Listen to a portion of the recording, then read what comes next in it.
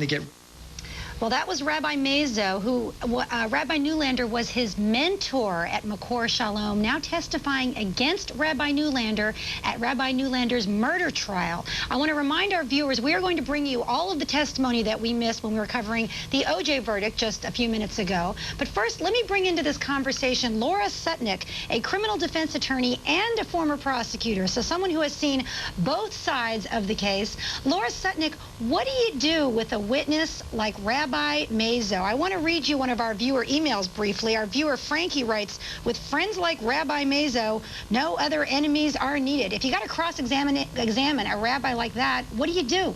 Well, he's a very helpful witness for the prosecution because he puts pieces together. I mean, if you knew everything about the rabbi but Len Janoff, then you would think, oh my gosh, I bet you this guy killed his wife.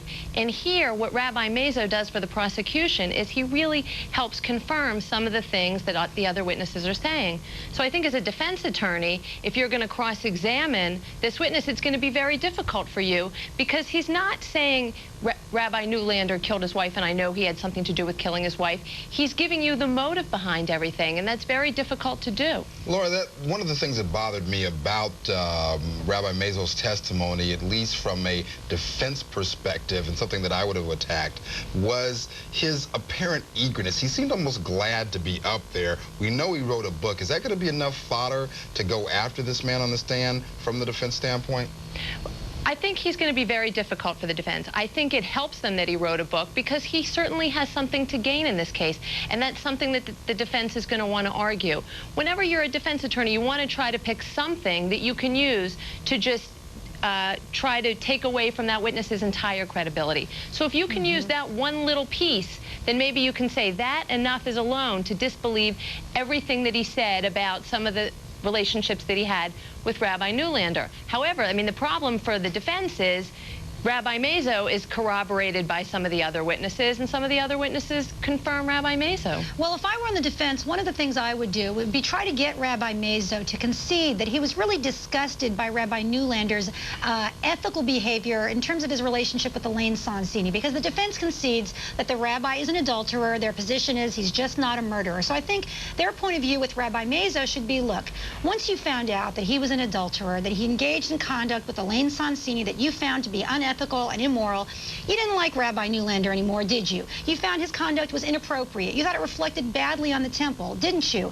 And try to get him to sort of concede that he had a little bit of a bias against Rabbi Newlander, probably for a good reason, but maybe that's why he's testifying now. Maybe that's why he's embellishing his story. That might be something the defense could at least try. Do you agree, Laura? Well, I do agree, but the other thing that I agree and that they didn't do was that Rabbi Mazo got Rabbi Newlander's job after he left, and that's certainly a significant promotion in Rabbi Mazo's life. I mean, the other thing they might want to bring out is Rabbi Mazo has counseled other adulterers. I mean, this is not an uncommon thing that goes on in society. Right. And just because people are unfaithful doesn't make them killers.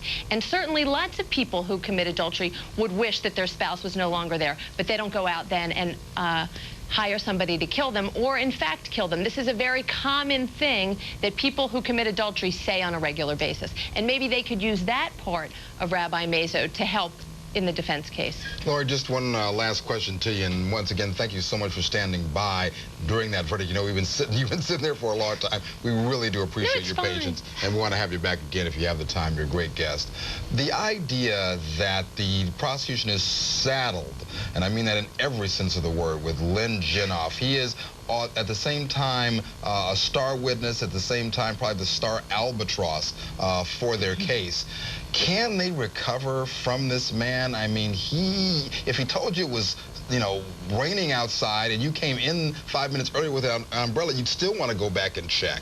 And this guy's trouble. But that's one of the things that makes him real and that makes him believable. Len Janoff is a really sleazy, nasty guy. And who else would you expect to go out and kill somebody's wife? That is exactly who you would expect to get on the witness stand and tell you a story about how they accepted money to go and kill somebody with a lead pipe. So in a certain sense, I think that works for the prosecution. The other thing, I don't think they should distance themselves from Len Janoff. I think they have to embrace him. This is your case. And he is, even though he is who he is, he's confirmed by a lot of the other witnesses in the case. Some of the things that the rabbi's daughter said are very confirm a lot of what Len Genoff's version is. So you may say, well, why should we believe anything Len Genoff says? But the reason you should believe what Len Genoff says is twofold. One, look who he is, who else would you expect? And the other is, you have credible, believable, responsible witnesses who confirm him. Well, Laura Sutnick, thank you for that very intelligent synthesis of the case. As a former prosecutor, now as a defense attorney, I think you really can look at it fairly from both sides. Thank you for joining us. Thank you. All right, we're going to take a quick break, but I want to let you viewers know that we are going to catch you up with the